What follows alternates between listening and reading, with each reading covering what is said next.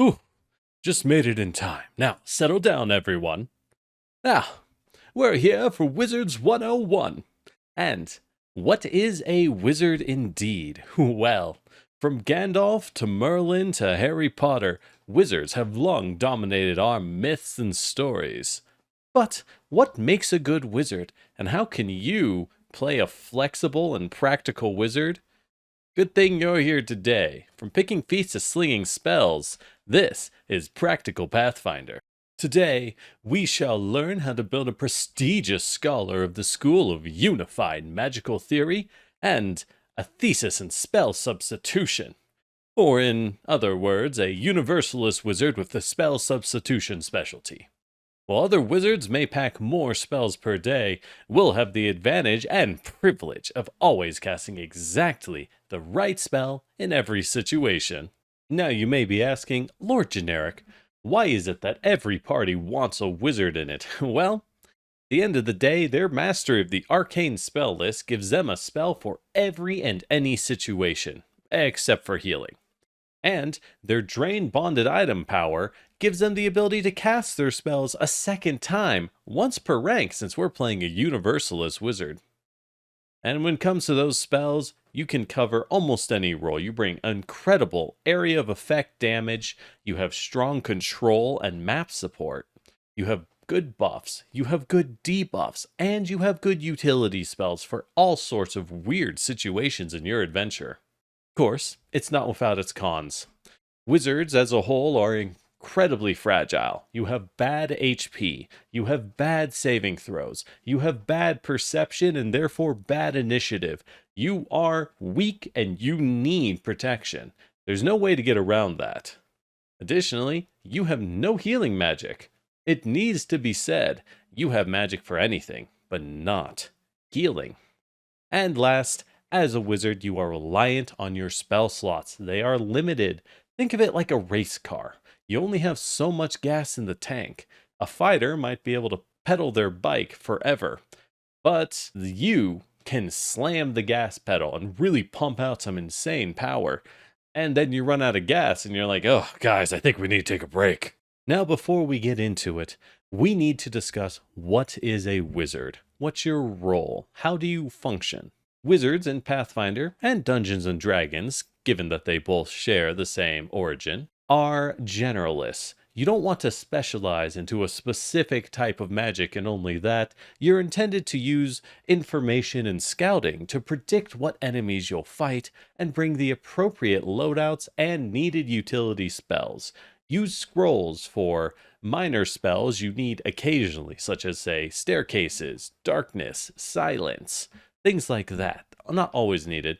And use your spell slots on power picks and comfort things that you use often. Now, when it comes to Ancestry, we let anyone attend our prestigious academy, but our best students are going to max out their intelligence and dexterity stats.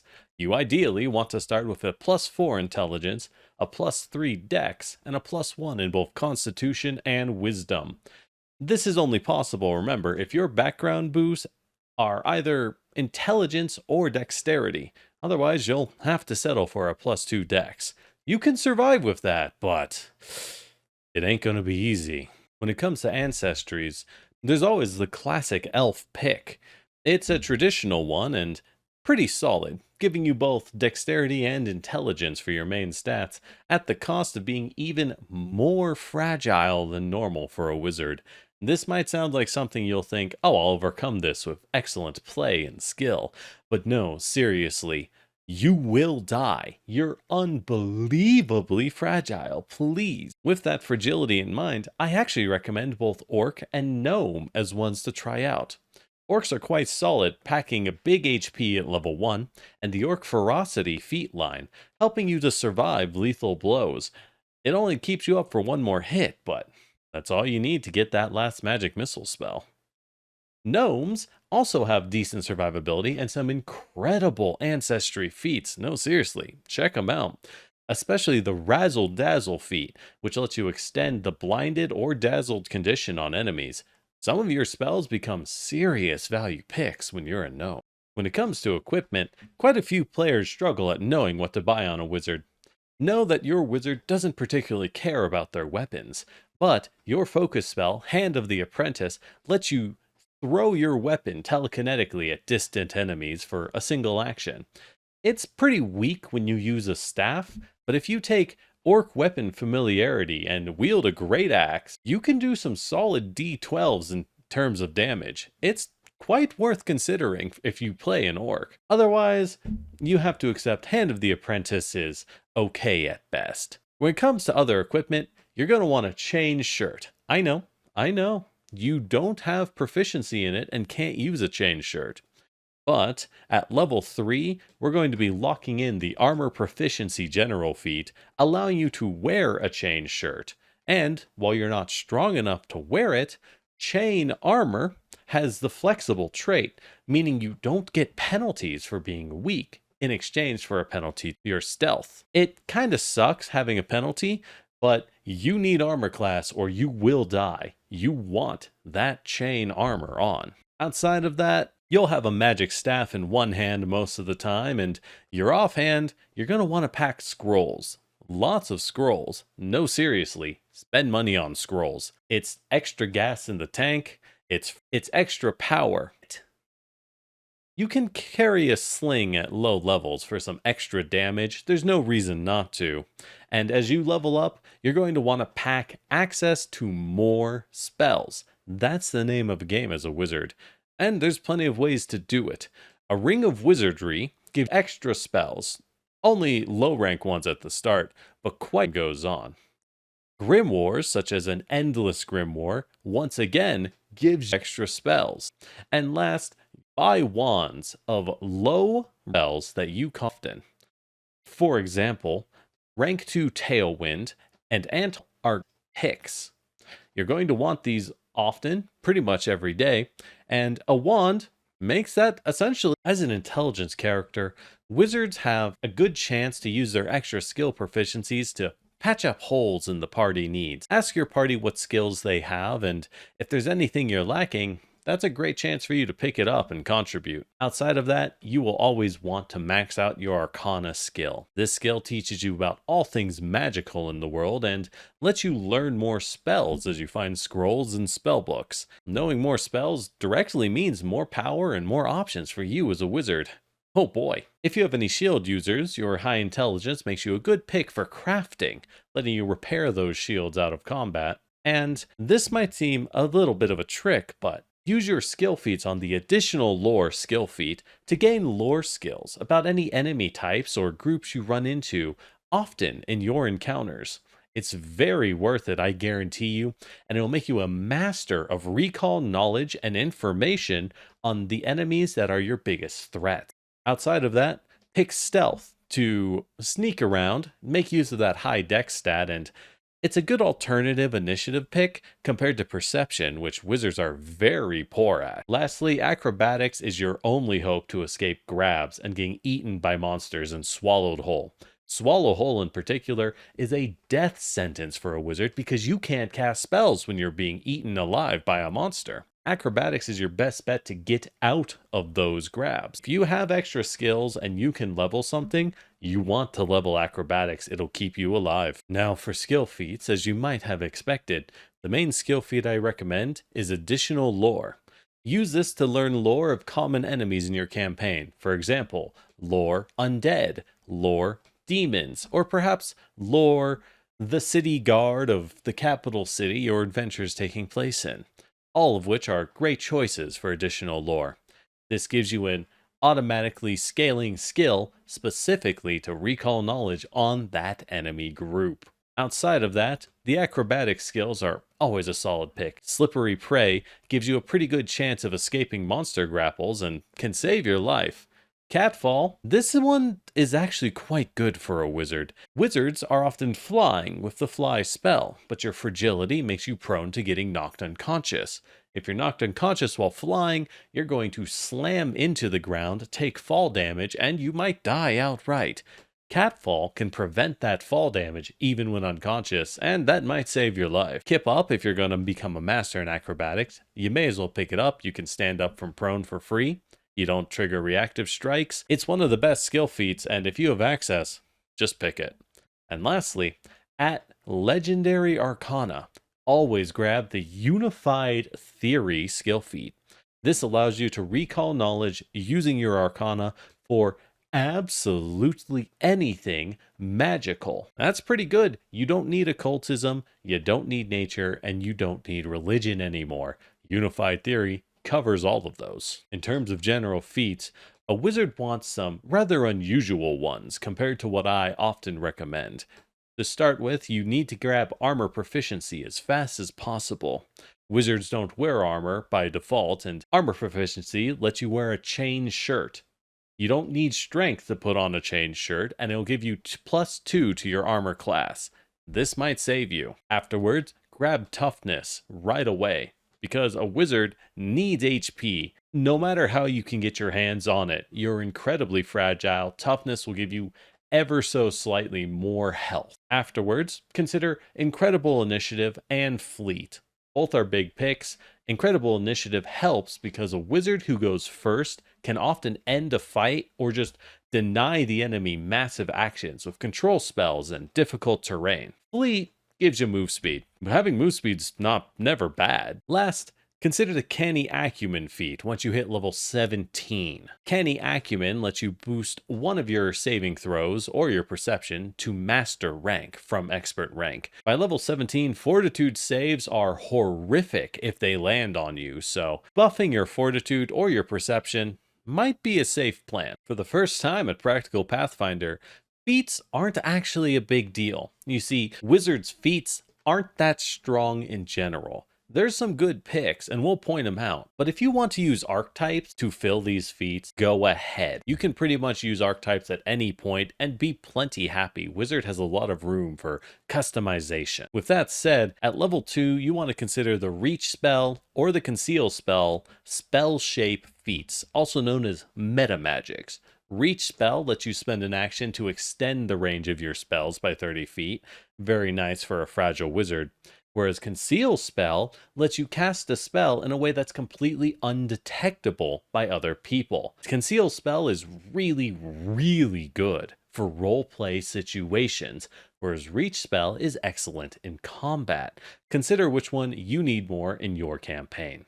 If neither appeal, just grab an archetype. At level 4, Spell Protection Array is worth considering if your game master uses a lot of enemy spellcasters. Spell Protection Array gives you and nearby party members a boost to saving throws against magic.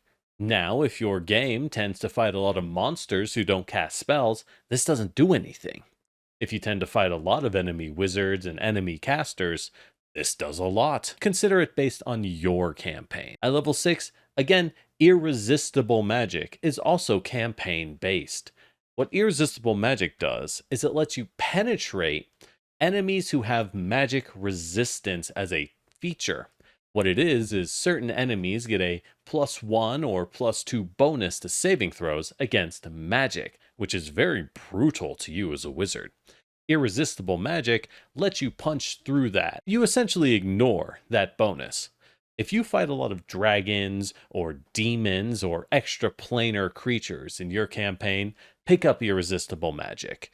If that's not the case, I don't think I would consider it. At level 8, you have 2 picks. Knowledge is Power is the one I'd consider. When you recall knowledge on an enemy, if you get a critical success, you now get a penalty on that enemy's saving throw for your next spell. That's pretty good. Your spells are a big deal, and penalizing saving throws is hard to get. If you make sure to take the additional lore skill feats like I recommended, getting critical recall knowledge successes won't be that uncommon. Not super common, but it's a nice bonus when it kicks in. You could consider the Advanced School spell to get another focus spell and therefore another focus point for your focus spells, but I don't recommend it for Universalist Wizard. It's not great. Their better spell gives them versatility when fighting other arcane casters, and frankly, that's a little too specific for my preferences. Level 10, however, we finally get spells that I do recommend you lock in no matter what.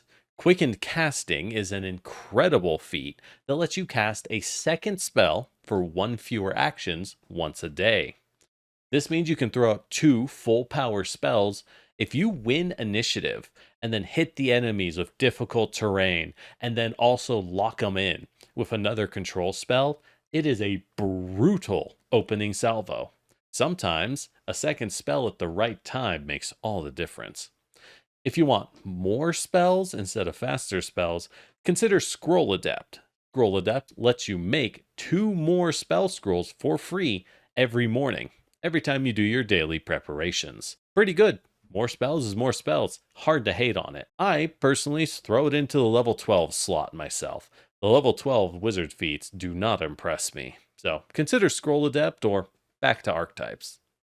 Level 14, we do have a fun one. I can't say it's the strongest option, but Secondary Detonation Array has a name that's so cool, how can I ever resist recommending it? With Secondary Detonation Array, you throw an area of effect attack spell, and it will create essentially a bomb underneath the feet of one enemy. If they don't move by the time your next turn starts, the bomb will go off and they'll take extra damage. Free damage? I'll take it. And if it forces an enemy to move, that also wasted their action, so it's good either way. At level 16, Effortless Concentration is a huge winner. Highly recommend it. Concentration spells that you have to sustain every round are some of the better spells in the game in terms of value. And Effortless Concentration lets you throw one out at the beginning of combat and then keep it going for free. Extra actions, that's how we win fights. Lastly, at level 20, if you ever hit that, I'll point out the unique wizard feat, Spell Mastery. While all casters get an option to get a second rank 10 spell slot, wizards can instead get 4 additional rank 9 spell slots. It might not be quite as cool as a rank 10, but that puts you up to 8, count them, 8 rank 9 spells per day. That is wild and a truly insane amount of power to be pulling out. How can you say no? Wow, we're actually doing it. We're doing all spells at all ranks for the Arcane list. At least some basic recommendations for a wizard. Buckle up, everyone. It's going to be a long one. With that said, we're starting at Cantrips. Cantrips are your spammable spells that level up with you. They're always okay in that levels 1 through 4, you're going to rely on cantrips quite a bit for the bulk of your damage. Save the slotted spells for big moments and cantrips for everything else. Because of that, your cantrips are going to want at least 2 offensive options. I recommend Electric Arc and Frostbite. Electric Arc targets reflex saves and hits 2 targets. It's your main attack spell, whereas Frostbite has a decent range and targets Fortitude. If something's fast, hit them with a Frostbite instead. Bring the shield spell to protect yourself. Message is pretty darn good, letting you communicate silently at distances. And while you could use a free spell for whatever you want, I'd bring Detect Magic, just so you can find if things are magic. Alright, rank 1 spells, here we go. For damage reasons, rank 1 spells are kind of mediocre. They aren't much better than cantrips. So the only ones I really recommend are Force Barrage, being an all-star spell, also known as Magic Missile. Force Barrage always hits and always does damage, and is a great pick for finishing off weakened enemies. Thunderstrike, meanwhile, is a huge single-target nuke spell that will blow up major targets and tough enemies low levels. At higher ranks, there are better picks than Thunderstrike, but through levels 1 through 4, I would recommend always keeping one in your back pocket in case there's a tough enemy you just don't want to deal with anymore. Your best rank 1 spells, though, are control spells. While being weaker than other spells, they'll always get their job done, and they'll keep getting their job done as you rank up. Gust of Wind knocks enemies prone and locks down hallways. Grease also knocks enemies down and makes it hard to move. Are you getting a theme? Illusory Object is an insane spell I can't recommend highly enough. You can make fake walls, fake doors, fake objects, fake cover. Anything is solid, and rules as written, you can't interact with an illusion without needing to disbelieve, which means enemies can't walk through it without wasting at least 1 action to disbelieve a fake wall. Not all game masters will run it this way though, so be sure to talk to your game master and make sure you know if illusions will be good in your game or not. Lastly, the fear spell is a good pick for debuffing enemies. It's only okay at rank 1 and a real all-star pick at rank 3. It's decent if you need debuffs. And the helpful step spell, I recommend keeping a scroll of helpful steps on your person at all times. What does it do, you ask? It makes a staircase. Do you want a staircase? Absolutely. Lastly, we have to shout out the best rank 1 spell in the game, Runic Weapon. That's right, Runic Weapon makes any weapon into a +1 striking weapon. So you take your fighter, take your barbarian, whoever in your party has a big weapon, cast Runic Weapon on it, point them at the enemy, and just let them blender. They'll love you. You'll do massive damage output with your buff spell. Granted, once your team gets striking weapons themselves, you throw Runic Weapon away. It's done its purpose, and now it's kind of useless. Wow, we gotta speed these things up or we're never getting done. With that said, rank 2 spells, we're getting some decent solid picks with both control and damage output in the same spell. That means these are the good spells. The best spells are always ones that do multiple effects, so we're always winning in a lot of situations. Grab the Acid Grip spell and the Floating Flame spell. Acid Grip gives you force movement on demand, plus some extra damage on the side. Floating Flame gives you solid, sustained damage over rounds. It's very good. For some buffs, check out Invisibility to become invisible. It's for entirely out of combat uses, but boy is that good. Enlarge to make your soldiers huge, and your fighter, your barbarian, your champion, they'll be giant, a bigger threat, and have extra reach. They'll love it. And last, Loose Times Arrow is very much worth a shout out. Loose Times Arrow is essentially a party-wide haste spell for 1 round to give them an extra move. Repositioning is a huge deal, and this is the best counter in the game for things such as ambushes. At rank 3 spells, you've finally broken out of the low-level misery that is full casters. Rank 3 spells are where spells take off and become incredible from every rank on. First off, Cave Fangs. Cave Fangs is Fireball but better. It might have a shorter range, but 60 feet is, practically speaking, all you ever need. And it is a full power fireball in terms of damage, but it creates difficult terrain. That's right, you can waste enemy actions while damaging the whole crowd. Pretty darn good. Lightning Bolt is a solid pick if you just want big booms. If you're here to do massive damage, grab Lightning Bolt and line up to hit at least 2 enemies. You'll do great. Noxious Metals is also a very solid pick. It does a fortitude save, which is good because you always want to mix your spells. Try to bring at least 1 reflex, 1 fortitude, and 1 will saving target. That way you can hit an enemy's weakness no matter what. Noxious Metals isn't the biggest power AoE, but it does apply Sickened, which is a brutal debuff. Rank 3 spells aren't just about damage. They have some of the best utility in the game too. Time Jump lets you move twice and avoid enemy reactions, keeping yourself safe because remember, a dead wizard is a useless wizard. If you're alive, you can keep casting spells, even if it's just a cantrip. Likewise, Wooden Double is a reaction spell that absorbs a critical hit and reduces the incoming damage by a total of 25. That's pretty darn good. And the classic spells Haste and Slow. Haste gives a party member more actions. What else is there to say? Slow is one of the best spells in the game, denying an enemy actions. That's how you win against bosses. If you fight a tough boss or just 2 big, powerful enemies, find whoever looks like they have a lower fortitude save, hit them with a slow spell. If they fail that slow, they're out of the fight. You pretty much won. It's just that good. And last, Roaring Applause. If you have fighters in your party or just party members with reactive strike, Roaring Applause turns off enemy reactions while constantly triggering reactive strike, also known as attack of opportunity. This is insane. Just pure value every step of the way. Rank 4 is when your spells are going to upgrade from just pure damage to having insane zone control and sustained damage, and some top tier utility.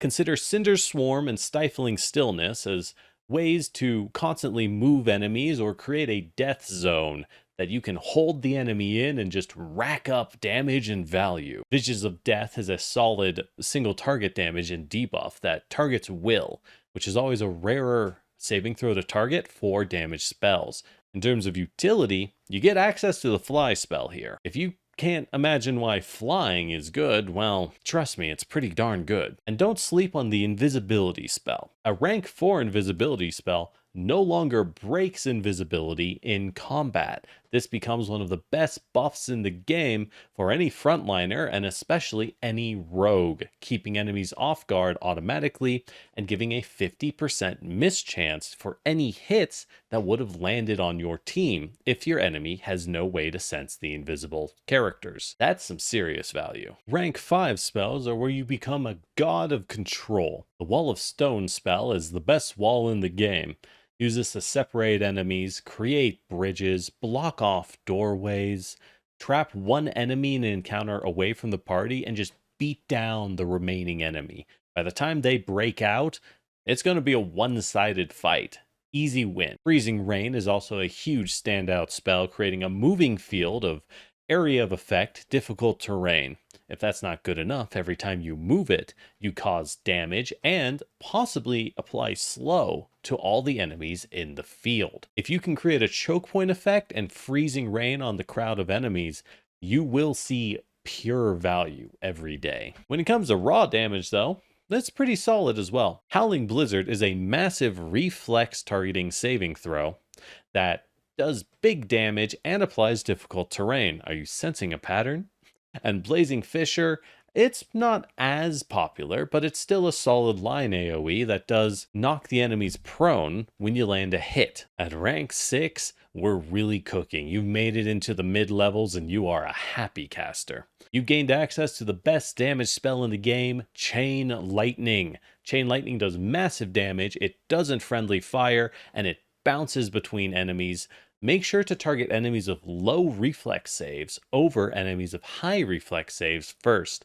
If someone gets a critical success, your Chain Lightning ends early and you will be one sad wizard. Disintegrate is a funny spell that does do massive damage in theory. In practice, it's not good for damage. What it really is a dispel wall. You can use it to shoot walls, shoot the ground, make a pit, make a door. It has a massive utility value, better than its damage effect. Your control is pretty good as well. Wall of Force is not as good as Wall of Stone in my opinion, but a very powerful wall that you can see through. Slow at rank 6 is insane, because now you can target every enemy in the battle and just rob actions from everyone.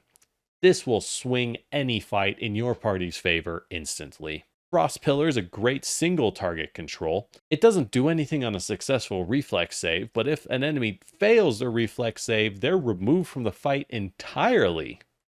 That's kind of crazy, right? And last, Tangling Creepers gives you a solid zone control spell that reduces move speed, but more importantly, will continue to shoot out little vines that pull enemies back into the creepers. Use this to keep melee enemies off of your party and keep pulling them away to force them to waste actions over and over and over, re-engaging. Just talk with your party and make sure they know not to run into melee themselves and let the monsters come at them instead. At rank 7, your buff spells will take off in a big way. In terms of damage, Eclipse Burst is a very strong and massive AoE, and Frigid Flurry is a good line of damage that also moves you. It's great to move away from enemies by shooting a line through them to safety. But frankly, you could just keep upcasting Chain Lightning at higher and higher ranks and never be disappointed from here on. The buffs, however, oh boy, we got some good ones.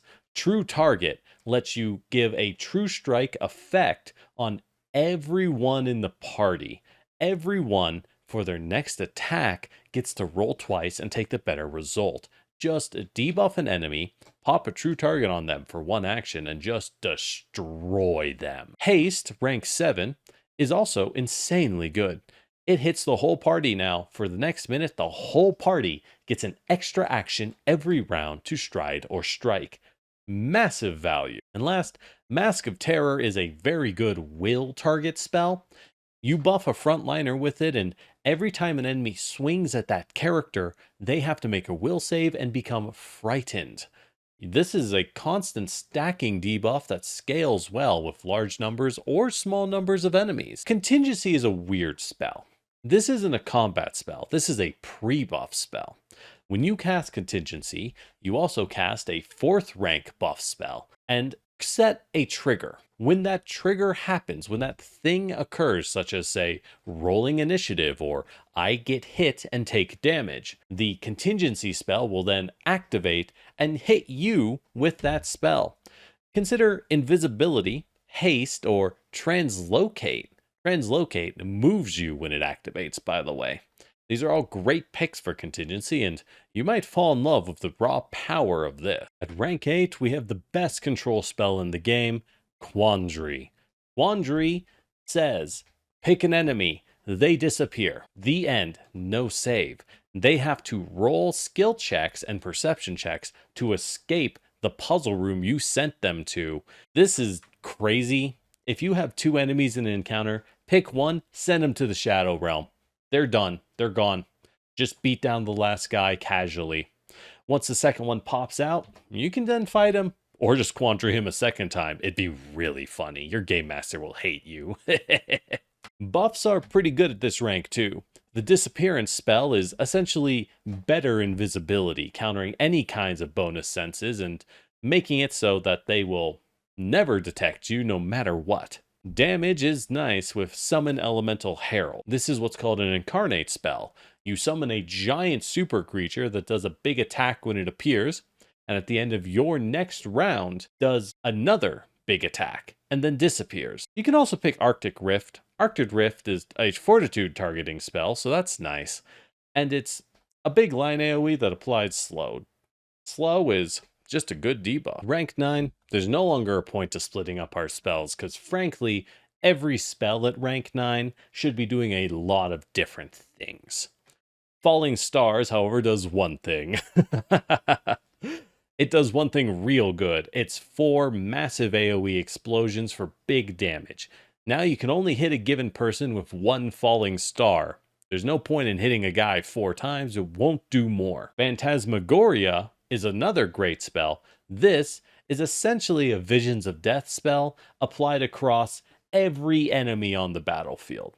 Targets their will saves, hits everyone, it removes their reactions, and if they fail, applies Confused.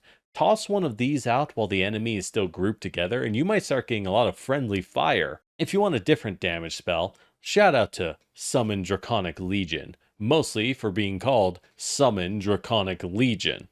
Much like Summon Elemental Herald, this is an Incarnate spell giving you a burst of damage when you cast it and a burst of damage at the end of your next turn. If you want pure control, check out Unspeakable Shadow. Unspeakable Shadow applies a frightened debuff to the enemy based on their will save and forces them to spend an action every round they're frightened to either run away or attempt to attack their own shadow. If they fail to save, they're frightened for the next minute, the end. But if you find good frightened synergies with your party member, this spell really takes off. And finally, oh man, we're almost done. I never thought the day would come. Rank 10 spells. These are the biggest and the baddest. Let's be honest, the chance of you actually casting one of these is not high. Cataclysm is the biggest and strongest damage spell of them all, a big area, multiple reflex saves, and constant damage of every type. It will hit weaknesses. It also will hit resistances, so just keep that in mind. Freeze Time is a fantastic personal buff spell that freezes time and gives you 9 actions to move and set up your own buffs. You can't affect other people, but you really can control the battlefield as you need. Last, consider Nullify, the ultimate counter spell. This does hurt you, but it lets you shut down any 9th rank or lower spell that any enemy casts. In battle, actions matter the most. And if you shut down a 9th rank spell at the right time, you turn off a caster's turn and that might save your team. Now, for you who just want to skip straight to the end build, here you go. I can't show off all the spells I recommend because, well, that's its own section and you'll just have to watch it, buddy. Outside of that, consider that your role as a wizard is not any one thing. It's area damage against groups of enemies. It's buffs and debuffs against deadly single bosses. It's utility, staircases, scrying, invisibility in roleplay situations. A wizard's power comes from having the right option at the right time. Use your spell substitution ability to let you pack mostly combat heavy spells as your main loadout. If you should need something like a staircase spell, a darkness spell, a scrying spell, that's when you use your substitution abilities as a wizard to change your spell slots in 10 minutes and grab what you need. Otherwise, make sure to make use of Drain Bonded Item to recast a spell you've already cast in the day. You can do this once per spell rank, so that's an extra first, second, third, and so on rank spell every day. Again, versatility and practicality is the name of the game here. Well, that's it for this build. It's very hard to make builds for casters because spells by nature are so campaign specific. You never know what's good in your campaign. Remember to keep a focus on spells with solid effects when the enemy succeeds their saving throws, and look for spells that have mixed effects. I'm talking debuffs plus damage plus zone control. Sometimes you can get all three in one. Those will be all stars, no matter what situation you're in. They're always great to have. As always, we'll keep the practical builds flowing, so be sure to subscribe if you want to check out more, and toss in a like if you enjoyed the video. Let me know if there's any spells that you personally have really loved using in your campaigns, or you've seen completely ruin a fight. Likewise, if there's spells you want to warn people about that, in your experience, haven't worked very well, I'd love to hear it. As always, I'm Lord Generic, and we'll keep some practical Pathfinder open for you next time, so thanks for dropping by.